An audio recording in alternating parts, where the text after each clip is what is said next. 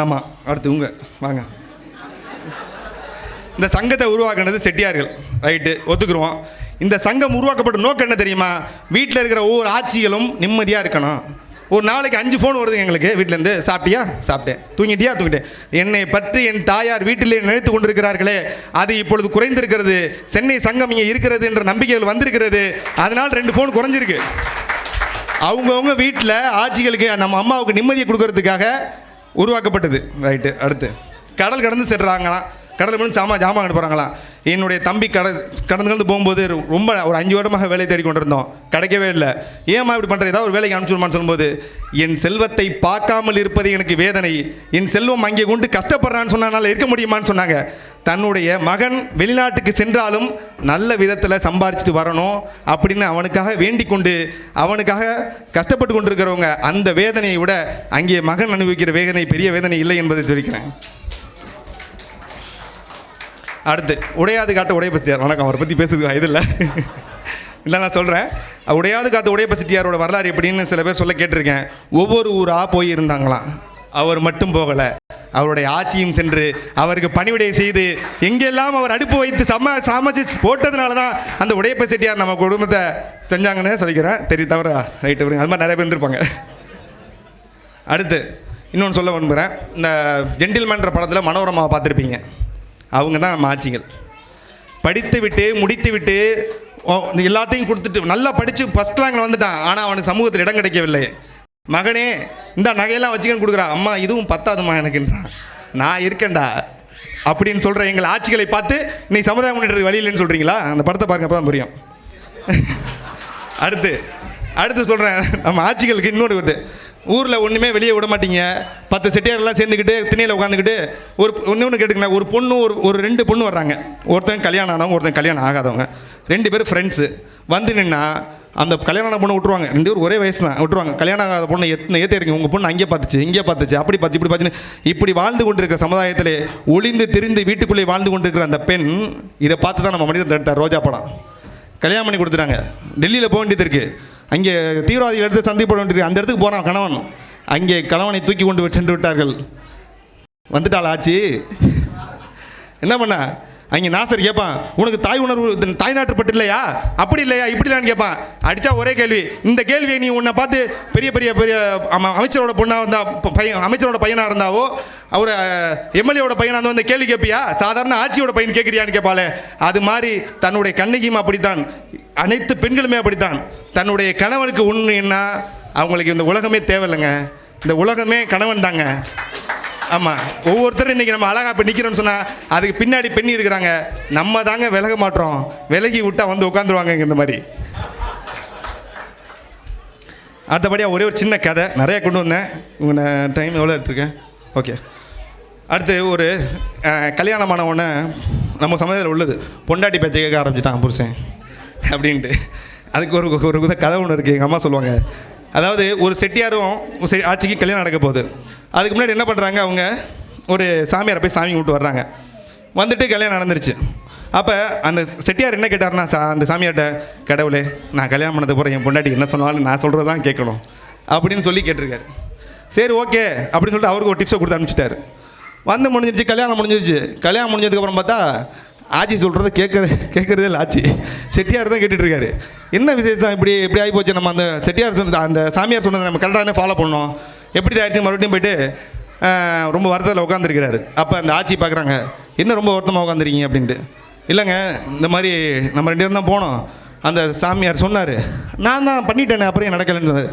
அந்த சாமியார் என்ன சொன்னார் தெரியுமா, அங்கே இருக்கிற ஒரு குளத்திலே தண்ணீரை நீ கல்யாணம் பண்ணுறதுக்கு முன்னாடி குடிச்சேன்னா நீ சொல்கிறத உன் பொண்டாட்டி கேட்பா அப்படின்னு சொல்லியிருக்கார். இவர் என்ன பண்ணியிருக்காரு, செட்டியார் தாலியை கட்டிவிட்டு மறுநாள் நல்லா தூங்கிவிட்டு மறுநாள் தண்ணி குடிக்க போகிறார். ஆனால் ஆட்சி என்ன செஞ்சாங்க தெரியுமா, அவர் சொன்ன உடனே ஒரு பாட்டில் தண்ணி பிடிச்சி வந்துட்டாங்க. தாலி கட்டி முடிச்ச உடனே டப்பா டப்பா அடிச்சாச்சு. ஏன்னு சொன்னால் நம்ம செட்டியார் பேச்சை கேட்டால் அந்த சமுதாயத்தை முன்னேற முடியாது, நம்ம பேச்சை தான் அவர் கேட்கணும்னு சொல்லி அன்னைக்கு முதல் இன்னைக்கு வரைக்கும் அவங்க பேச்சை கேட்கறதுனால நம்ம முன்னேற்றம் தான் அடைஞ்சிருக்கமே தவிர பின்னேற்றம் அடையவில்லை. இதுக்கு இன்னொரு சிறந்த உதாரணம் ஒன்று இருக்குது. என்னன்னு சொன்னால், ஒரு குடும்பத்தில் 4 சகோதரர் இருக்கிறார்கள். ஒரு சகோதரர் மட்டும் முன்னேறி செல்கிறார் என்றால் அதற்கு காரணம் யாருன்னு நான் சொல்ல வேண்டியதில்லை, உங்களுக்கே தெரியும். அவருடைய பின்னணியில் இருக்கிற அவரோட ஆட்சிமார் தான் அப்படிங்கிற சொல்லிக்கிறேன். அடுத்தபடியாக இறைவி படம் சமூகத்தில் வந்துச்சு, பார்த்துருப்பீங்கன்னு நினைக்கிறேன். இறைவினா யாருன்னு சொன்னால், தன்னை இந்த உலகத்துக்கு உருவாக்கி தரக்கூடிய ஒரு ஆள், அது இறைவன். அது பெண் தான் அப்படின்னு சொல்கிற பேசிக்கில் வந்திருப்போம். அந்த படத்தை உள்நோக்கி பார்த்தீங்கன்னா தெரியும். ஒரு ஆண் ஒரு முடிவை எடுக்கும் பொழுது தன்னுடைய தாரத்தினை அவன் யோசிப்பதே இல்லை, அவனுடைய வாழ்க்கையை யோசிப்பதில்லை. இன்றைக்கி இத்தனை பேர் தண்ணி அடிச்சுக்கிட்டு இருக்கிறாங்க, சிறைச்சாலைக்கு போகிறாங்கன்னா என்ன அர்த்தம்? அவன் குடும்பத்தை அவன் யோசிக்கலை, அவன் ஆட்சி மாற யோசிக்கலைங்கிறது தான் அர்த்தம். ஆனால் ஆட்சி அப்படி இல்லைங்க. ஒவ்வொரு விஷயமும் அப்பா ராசா பார்த்துப்போ, இங்கே பாரு அங்கே மாமா நிற்கிறாரு, அப்படிலாம் பண்ணக்கூடாது, பொண்ணு கட்ட மாட்டார், இங்கிட்டு பாரு இவர் நிற்கிறாரு, அப்படி போகாத இப்படி பண்ண, இப்படி சொல்லி வளர்த்து செட்டியார்களை இன்றைக்கு நமக்கு நல்ல ஒரு செட்டியார்களாக நம்ம ஆக்கியிருக்காங்கன்னா நமக்கு அந்த ஆட்சிமார் செஞ்சதுதான் சொல்கிறது நான் பெருமைப்படுறேன். அடுத்து இன்னொன்று, 60 வயசு முடிந்தால் 60வது திருமணம் நடைபெறுகிறது. நம்மளோட வழக்கு 60-80 திருமணம். அந்த தம்பதியரை பார்த்தால் தெரியும், அந்த செட்டியார் இவ்வளவு நாள் வாழ்ந்ததுக்கான அர்த்தம் புரியும். அவங்க ஆட்சிகள் அவங்களை கவனிக்க. செட்டியார் சாம்பார் வச்சா ஒரு இட்லி எக்ஸ்ட்ரா சாப்பிடுவார், சட்னி வச்சா ஒரு எக்ஸ்ட்ரா சாப்பிடுவார். ஒவ்வொன்றும் பார்த்து பார்த்து பார்த்து 60 ஆண்டு காலம் அந்த உயிரை பாதுகாத்து வருகின்ற ஆட்சிகளை பார்த்து இந்த சமுதாயத்திற்கு முன்னேற்றத்துக்கு நாங்கள் கொண்டு போகலன்னு சொல்கிறீங்களே, இது எந்த வகையில் நியாயம்? அடுத்து நான் இன்னொன்று சொல்ல விரும்புகிறேன். என்னென்னா, இப்போ ஊரில் பெரிய மனிதர்கள் நிறைய பேர் இருக்கிறாங்க. அவர்களுடைய ஆட்சிகளை தயவு செஞ்சு யோசிச்சு பாருங்கள். குடும்பத்தினை அனைத்து வேலைகளையும் அவர்களை ஒரு சேர எடுத்துக்கொண்டதுனால தான் அவங்க சமுதாய முன்னேற்றத்துக்கு போகிறாங்க. காலைல ஃபோன் பண்ணி, ஐயோ இட்லி மா முடிஞ்சு போச்சு, இட்லி வாங்கி வேணா நீ சமுதாய முன்னேற்றம் ஆகிடுவீங்களா? இப்போ எங்கள் அக்காவை ஃபோன் பண்ணி, இங்கே வாங்க குழந்தை அழுது வாங்க உங்கள் நடுவரை கூப்பிட்டு நடுவர் போயிட முடியுமா? அங்கே என்னுடைய கணவன் என்னுடைய செட்டியார் அங்கே சமுதாய பணி ஆற்றிக்கொண்டிருக்கிறார், ஆகையால் நான் இந்த பணியை ஆற்ற வேண்டும் என்று சமுதாய பணியை ஆற்ற நம்மளை அனுப்பி வைப்பவர்களே ஆட்சிகள் தாங்க. அந்த ஆட்சிகளிடம் ஆட்சியை ஒப்படையுங்கள் என்று சொல்லுகிறேன். நடுவர்கள்ட்ட இன்னொன்று சொல்ல விரும்புகிறேன். நடுவர்களே, இங்கே கடவுள் நம்மளை உருவாக்கும் பொழுது 2 பேப்பரை தொலைச்சிட்டான். ஒன்று அவங்க கையில் கிடச்சிருச்சு, இன்னொன்று எங்கள் கையில் கிடச்சிருச்சு. என்ன அந்த 2ன்னு சொன்னால், இந்த 110 கீழ் வாசிக்கணும்னு எழுதி வச்சிருந்த விதியெல்லாம் அவங்கள்ட்ட கிடச்சிருச்சு. தேர்தல் அறிக்கையில் என்ன வெளியிடணுமோ அது எங்கள்கிட்ட கிடச்சிருச்சு. நாங்கள் வாசித்ததெல்லாம் தேர்தல் அறிக்கையில் உள்ளது கடவுள் நடத்தி கொடுத்தது. 110 கிலோ அழகாக இருக்கும், அது வர்றப்ப பார்த்துக்கலாம். அதனால் நீங்கள் சிவன் நமக்கு கொடுத்து பார்வதிக்கு அளித்த மரியாதையை, ராமன் அவனுடைய மனைவி சீதைக்கு அளித்த மரியாதையை மனதிலே கொண்டு ஆட்சிகளுக்கு சாட்சியாக இருக்கின்ற இந்த தீர்ப்பினை வழங்குங்கள். இதுவரை அதான் வரும்போது நம்மகிட்ட இருந்துச்சு, இப்போ இடையில கொஞ்சம் தடுத்துருக்கு. இப்போ மறுபடியும் ஒருத்தங்க 2 பேர் நம்மளோட முன்னேறி வந்துட்டு இருக்காங்க. அதை தடுத்து விடார்கள், மனதார ஒத்துக்கொள்ளுங்கள். ஆட்சிகள் தான் சாட்சிகள். அவர்களுக்கு அந்த ஆட்சி பட்டத்தை கொடுத்து நமக்கு அந்த ஓய்வூதியம் போதும், பென்ஷன் பண்ண போதும், ஆட்சியை அவளையும் நடத்தி கொள்ள வேண்டும் என்று கேட்டுக்கொண்டு அனைவருக்கும் நன்றி நன்றி நன்றி.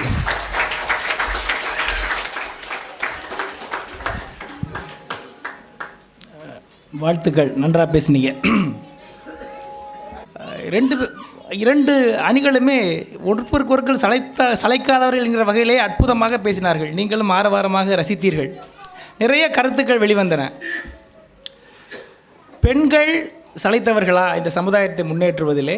ஆண்கள் சளைத்தவர்களா என்ற கேள்வி யாருமே விட்டு கொடுக்காமல் பேசினார்கள். சமுதாயத்திற்கு வெளியே ஆண் முன்னின்று தன் முகத்தை காண்பித்து இந்த சமுதாயத்திற்கு தன் பணியை ஆற்றுகிறேன் என்று அவன் சொல்கிறான். அவனுக்கு பின்னால் முதுகெலும்பாக நின்று அவனை காத்து, அவன் பெற்ற குழந்தைகளை காத்து அவனுக்கு உதவி புரிவளாக பெண் இருக்கிறாள் என்று இவர்கள் பேசினார்கள். நமது செட்டியார் சமுதாயத்திலே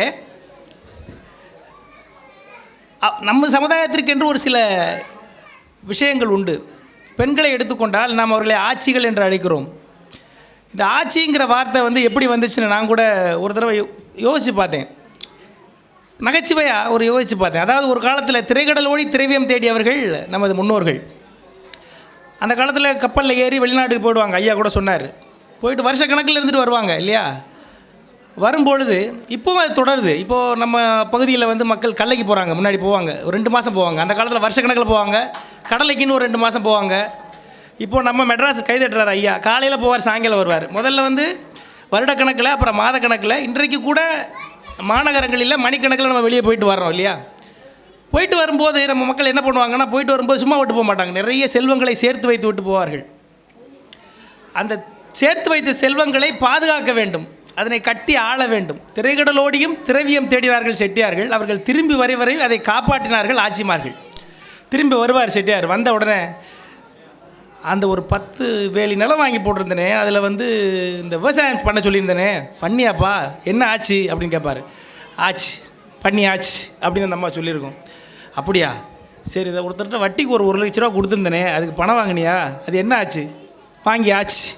அப்படி எது கேட்டாலும் ஆச்சான்னு அவர் கேட்பார். ஆச்சி ஆச்சின்னு இந்த அம்மா சொல்லி ஐயோ என் ஆச்சின்னு இருப்பார் போல இருக்குது.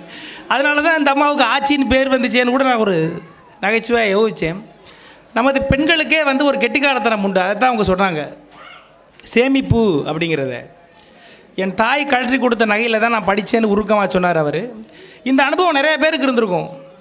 ஏன்னா நம்முடைய வாழ்க்கையில் நிச்சயமாக இன்றைய தலைமுறை, இன்றைக்கு முன்னால் உட்கார்ந்துருக்கக்கூடிய, படித்து விட்டு ஒரு வேலையிலே பணியாற்றி கொண்டிருக்கிற நீங்கள் அனைவருமே இதனை ஆமோதிப்பீர்கள். உங்களுக்கு ஒரு வறுமை வந்திருக்கும், அந்த வறுமை நின்று மீண்டும் இந்த நிலைமைக்கு வந்திருப்பீர்கள். இதற்கு உங்களுடைய தாயினுடைய ஒரு தாலியோ, ஒரு தோடோ, ஒரு கொலுசோ, ஒரு வளையலோ கண்டிப்பாக பயன்பட்டிருக்கும். அந்த சேமிக்கக்கூடிய அந்த கெட்டிக்காரத்தனம் அந்த ஆட்சிகளுக்கே உரிய ஒரு பண்பு. அதனால் அவங்க தானே அதை கொடுக்குறாங்க, சேமித்து தேவையான சமயத்தில் கொடுக்குறாங்க, அதனால் அவங்க தானே அதுக்கு காரணம்னு இவங்க வாதிட்டார்கள். இவர் சொன்னார் எல்லாமே பேப்பர்லேயே இருக்குது, எல்லாம் black and white, everything is there in record. உடையாது காத்த உடையப்ப செட்டியார் இருக்கார், அவர் யார் கட்டுடையான் செட்டியார் இருக்கார், கோயிலை கட்டினார், எல்லாத்துக்கும் நம்மால் முன்னாடி இருக்கிறாங்க, படிச்சுட்டு பெரிய ஆளாக இருக்கிறாங்க. இப்போ கூட 2 பெரிய சான்றோர்கள் இங்கே வந்திருக்கிறாங்க. ஸோ சமுதாயத்தில் ஒரு அடையாளமாக இன்றைக்கு ஆண்கள் இருக்கிறார்கள், நம்ம கண் முன்னால் பார்க்குறோம். சாட்சி, ஏன்னா கோர்ட்டில் சாட்சி தானே பேசும், ரெக்கார்டு தான் பேசுவோம். ஸோ அது மாதிரி அவங்க ஆண்கள் இருக்கிறாங்க, இவங்க தான் சமுதாயத்திற்கு முன்னேற்றிருக்கிறார்கள் அப்படின்னு இவங்க பேசினாங்க.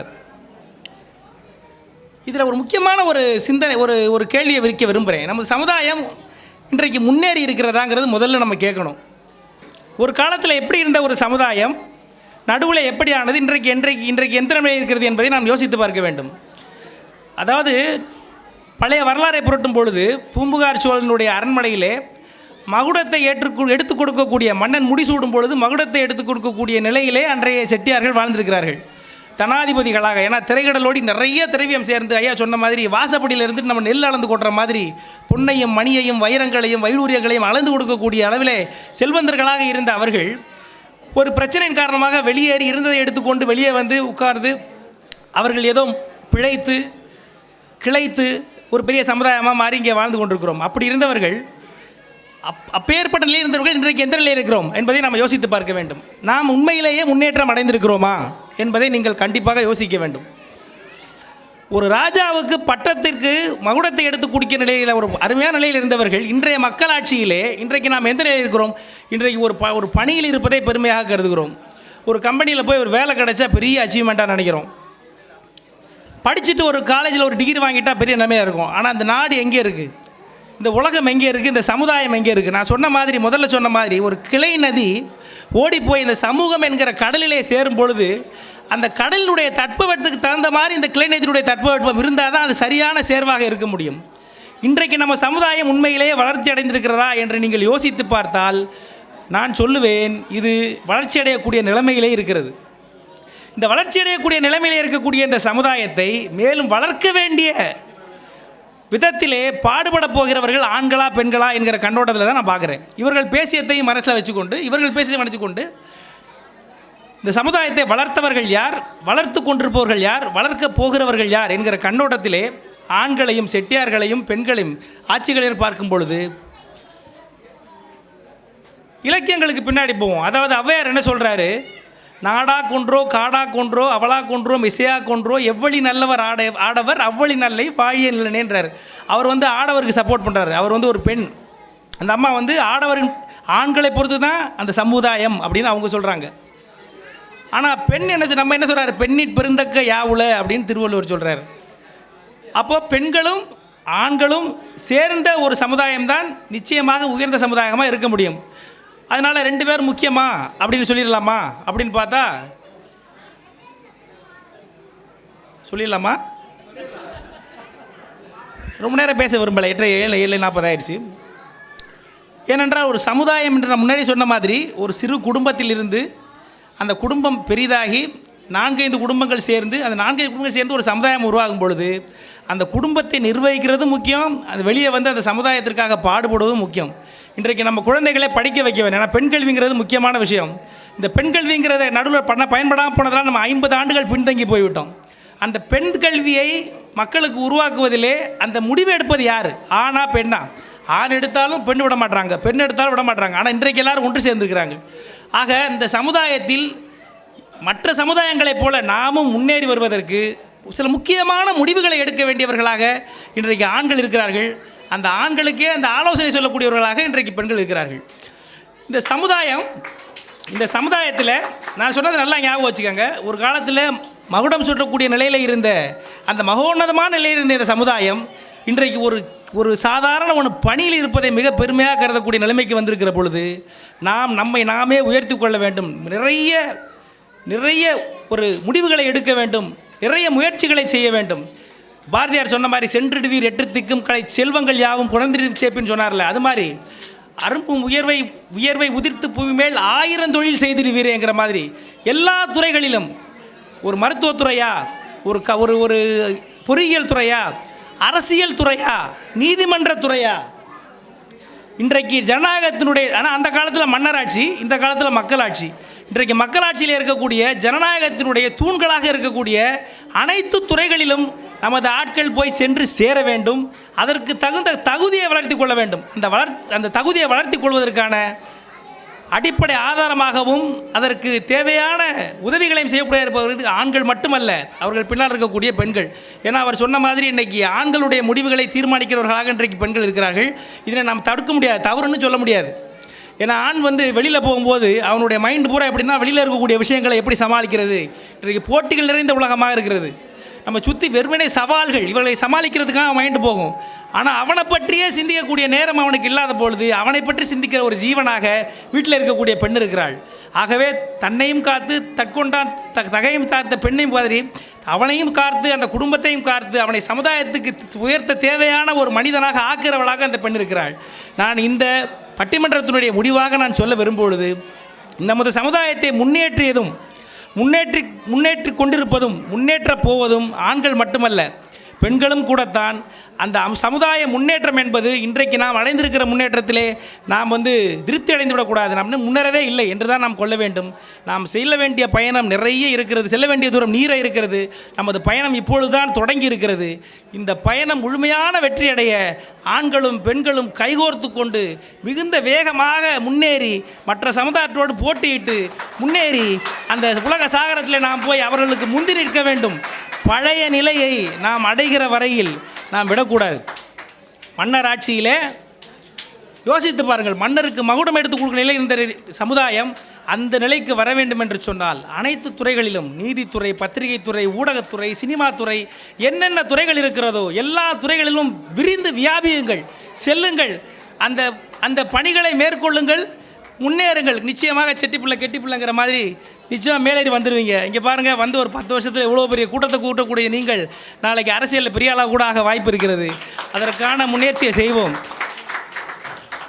அதாவது பரமசிவன் கழுத்திலிருந்து பாம்பு கேட்டது, அந்த மாதிரி அவர் சொன்ன மாதிரி வண்டி ஓட சக்கரங்கள் 2 வேண்டும். ஒன்று சிறுசாக இருந்தால் ஒன்று ஓடுமா? அது ஓடாது. அந்த மாதிரி அதே மாதிரி ராஜாராம் சொன்ன மாதிரி நம்மளுடைய பழைய இது இருக்குது பாருங்கள். அதாவது இந்த குறியீடுகள் எல்லாமே அதில் நிறைய உள்ளர்த்தங்கள் இருக்கும். அந்த மண்ணில் நல்ல வைகளும் வாழலாம், மண்ணில் நல்ல வண்ணம் வாழலாம் அப்படிங்கிற அந்த பாடலில் பெண்ணில் நல்லாளோடும் பெருந்தகை இருந்ததேன்னு சொல்கிறாரு. தன்னுடைய உடம்புலே பாதியாக கடவுள் வச்சுருக்கிறான். எதுக்கடானா நமக்கு சொல்கிறதுக்கு தான். நம்ம போய் சாமியை கும்பிட்டு சூடத்தை கொளுத்திட்டு வந்துடுறோம். அவர் சொல்லக்கூடிய விஷயங்கள் ஆணும் பெண்ணும் ஒன்றாக சேர்ந்து பயணப்பட்டால் அன்றி நாம் வாழ்க்கையில் எதையுமே சாதிக்க முடியாது. ஸோ புரிந்துணர்வோடு ஒருத்தர் பரிமாறிக்கொண்டு நல்ல முடிவுகளை எடுத்து நம்மையும் முன்னேற்றி கொண்டு நம்மளால் முடிந்தவரை நம் சமுதாயத்தை முன்னேற்றி வாழ்க்கையில் முன்னேறுவோம் என்று சொல்லி வாய்ப்புக்கு நன்றி கூறி இந்த சமூகத்தின் முன்னேற்றத்திற்கு செட்டியார்கள் மட்டுமல்ல ஆட்சிகளும் காரணம் என்று சொல்லி வாய்ப்புக்கு நன்றி விடைபெறுகிறேன். நன்றி, வணக்கம். திருமணமான தம்பதியர்களுக்கு சிறப்பு பரிசு இருக்குது. யாரும் குலுக்கல் முறையில் தேர்ந்தெடுக்கிறதுக்கு பேர் கொடுக்காதவங்க உங்களுடைய பேரை எழுதி இந்த பெட்டியில் போடலாம். யாரும் எழுதாமல் இருக்கீங்களா? திருமணமான தம்பதியர்கள் கணவனும் மனைவியும் 2 பேரும் வந்திருக்கணும் ஃபங்க்ஷனுக்கு. கணவன் மட்டும் வந்திருக்கக்கூடாது, மனைவி மட்டும் வந்திருக்கக்கூடாது. தனியாக 2 பேரும் இணைந்து வந்து உங்களுடைய பேர்களை இதில் எழுதி போட்டு இல்லைன்னா வந்து எழுதி போடுங்க. குலுக்கல் முறையில் தேர்ந்தெடுக்க போகிறாங்க. திருமணமான தம்பதியர்களுக்கு சிறப்பு பரிசு. ஓகேவா? ரெடி? அது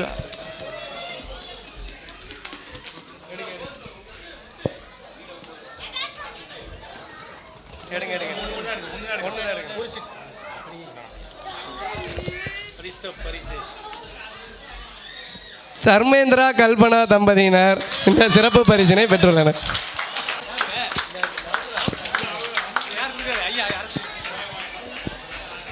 நமது சிறப்பு விருந்தினர்கள் திரு புலவர் வே காந்தி எம்ஏ எம்எட் அவர்களையும் திரு காசி ஸ்ரீ கேவிஆர் அரசு ஐயா அவர்களையும் மேடைக்கு அழைக்கின்றோம்.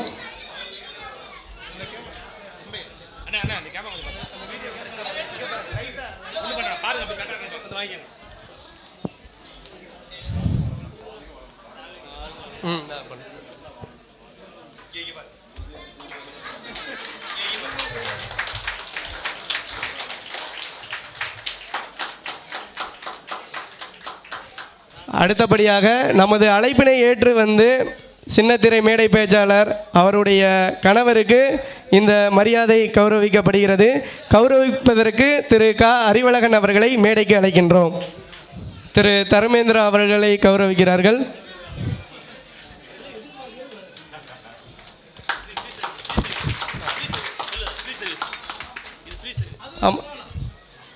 அது மட்டும் இல்லாமல் நமது பட்டிமன்ற மிக சிறப்பாக நடத்தி தந்த கவிஞர் நடுவர் திரு ஞானவடிவேல் அவர்களுக்கு சிறப்பு பரிசு அவர் கொடுக்குறேன்னு இருந்தாங்க. அந்த சிறப்பு பரிசு கொடுப்பதற்கு கவிஞர் அவர்களை மேடைக்கு அழைக்கின்றோம்.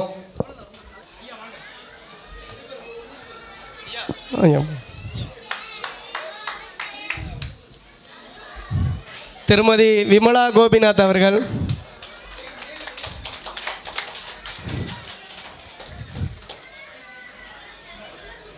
திருமதி வளர்மதி செல்வம் அவர்கள்,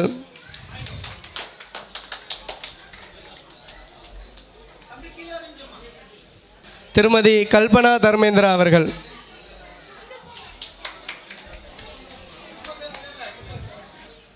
திரு கு ராஜவேல் அவர்கள்,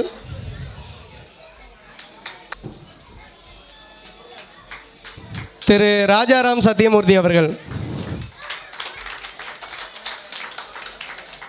மிக்க நன்றி.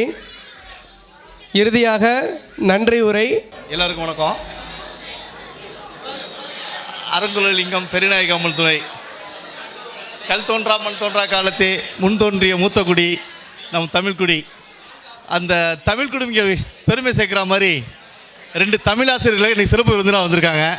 ஸோ அந்த தமிழ் ஆசிரியர்களுக்கும் அந்த தமிழுக்கும் நன்றி.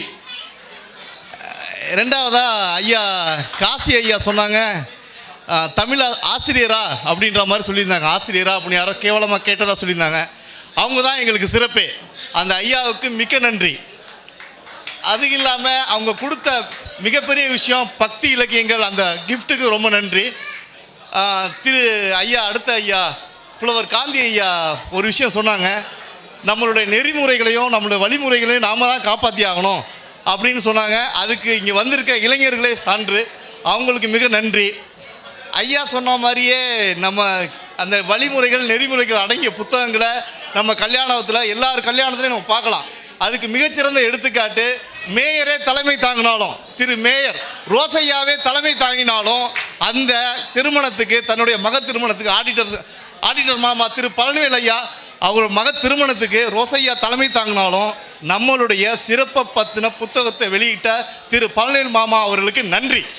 இது எனக்கு தெரிஞ்ச விஷயம். எனக்கு தெரியாத விஷயம் இன்னும் எவ்வளவோ இருக்குது. நிறைய பேர் பண்ணிகிட்டு இருக்காங்க. சமுதாய வழி நெறிமுறைகளை நம்மளாம் பார்த்து தான் இருக்கோம், செஞ்சுக்கிட்டு தான் இருக்கிறோம். செய்கிற ஒவ்வொருத்தங்களுக்கும் என்னுடைய மனமார்ந்த நன்றி. இன்னொரு விஷயம், இங்கே வர்றதுக்கு முன்னாடி எல்லாருமே ரொம்ப மெனக்கெட்டு தான் எல்லோரும் வந்திருப்போம். முக்கியமாக என் தாய் குலத்துக்கு நன்றி சொல்கிறேன். ஏன்னா அவங்க 11 மணிக்கு கிளம்பி அதுக்கப்புறம் மேக்கப் ஆரம்பித்து 3 மணிக்கு தான் முடிச்சிருப்பாங்க. அந்த வந்த என்னுடைய தாய் குலங்களுக்கு நன்றி. அது வரைக்கும் பொறுமையாக இருந்து கூட்டிகிட்டு வந்த கணவன்மார்களுக்கு நன்றி. என் சமுதாயத்தை நான் தான் முன்னுக்கு கொண்டு வருவேன் அப்படின்னு ஒவ்வொரு நிலையில் நிற்கிற ஒவ்வொரு இளைஞருக்கு நன்றி, வந்திருக்கக்கூடிய இளைஞருக்கு நன்றி. இன்னொரு விஷயம் முக்கியமாக சொல்லணும், தான் குழந்தை பிறந்த உடனே நல்ல நாப்பழக்கம் வரணும் அப்படின்னா நிறைய பக்தி பாடல்கள், நிறைய விஷயங்கள் நம்ம குழந்தைகளுக்கு சொல்லிக் கொடுப்போம். அதை சொல்லிக் கொடுத்து தெளிவாக இறைவணக்கம் சொன்ன அமிர்தா ராமாமிர்தம் வாழ்க வளமுடன், அவங்களுக்கு நன்றி. அவங்களுக்கு கற்றுக் கொடுத்த எங்குள்ள ஆட்சிகளுக்கு நன்றி. என் ஆட்சிகள்லாம் அதே மாதிரி ஒவ்வொரு குழந்தைகளுக்கும் அந்த நாப்பழக்கம் நல்லா வளரணும்னா அந்த அடிப்படையில் நல்ல பாடல்கள், ஐயா கொடுத்துருக்க அந்த அந்த இறைவணக்க பாடல்கள், இந்த போல விஷயங்களை எடுத்து கொண்டுட்டு நம்ம பெண் குழந்தைங்களாம் கொண்டு வரணும். அது செய்யக்கூடிய, இனிமேல் செய்யக்கூடிய எங்குள்ள பெண்களுக்கு மிக்க நன்றி. அப்புறம் நன்றி சொல்லணும்னா நிறையா சொல்லலாம். வேலைவாய்ப்பு, இங்கே வந்திருக்க எல்லாருக்கும் வேலைவாய்ப்பை பற்றி சொன்னாங்க. திரு ஐயாரப்பன் மாமா அவங்க 50 பேருக்கு இது வரைக்கும் வேலை வாங்கி கொடுத்துருக்கா சொன்னாங்க. அவங்க 500 பேருக்கு வேலை வாங்கி கொடுக்கணும். அந்த வேலை வாங்குறதுக்கு அவங்க நீண்ட ஆயுளையும் நெடிய ஆயுளையும் அவங்களுக்கு கொடுக்கணும், வளமான வாழ்க்கையை அவங்களுக்கு கொடுக்கணும். மேற்கொண்டு இதுக்கு பெரிய காரணமாக இருக்க நம்ம சங்கத்திலேயே திரு ராஜாராம் அவர்கள் மிகச்சிறந்த ஒரு சேவை பண்ணிகிட்டு இருக்காரு. வேலைவாய்ப்பு, அந்த வேலைவாய்ப்புக்கு மிகச்சிறந்த எடுத்துக்காட்டாக நிறையா போஸ்டிங், ஃபாரின் ஜாப், இந்த மாதிரி விஷயங்கள்லாம் ஏற்படுத்தி கொடுத்துட்ருக்காரு. அவரை போல் நாமளும் என்னால் முடிஞ்ச உதவியையோ என்னால் முடிஞ்ச விஷயங்களையோ வேலைவாய்ப்பு சம்மந்தமாக நம்ம மீனை மட்டும் பிடிக்க கற்றுக் கொடுத்தா போதும், நம்மளாம் செட்டி புள்ள கெட்டி புள்ள அருமையாக மேலே வருவோம். அந்த வேலையை ராஜாராம் ரொம்ப சிறப்பாக பண்ணிகிட்ருக்காரு. நம்ம எல்லாருமே அதில் தலையிடணும், நம்ம கருத்துக்களை அதில் சொல்லணும். ஸோ முக்கியமாக ராஜாராம், ஐயாரப்ப மாமா வேலைவாய்ப்பு வாங்கி கொடுக்குற ஐயாரப்ப மாமா, மற்ற எல்லாருக்கும் ரொம்ப நன்றி. இந்த ஃபங்க்ஷன் நம்ம அந்த இதில் முடிச்சோம்ல, அயனாவரத்தில் ஒரு மீட்டிங் முடிச்சுட்டு அதுக்கப்புறம் கரெக்டாக 3 மாதமாக இது சம்மந்தமாக வேலை செஞ்சுக்கிட்டு இருக்க திரு கணேசன் சித்தப்பா இது சம்மந்தமாக மட்டுமே இதுக்குன்னே ஒரு குரூப் சிவிஎன்பின்னு ஒரு குரூப் ஆரம்பித்து அந்த குரூப்பை சிறப்பாக கொண்டு வரக்கூடிய அந்த 5 பேர், அவங்க அந்த 5 பேர், ஒரு நிமிஷம் இருங்க நான் சொல்லிடுறேன், சாரி.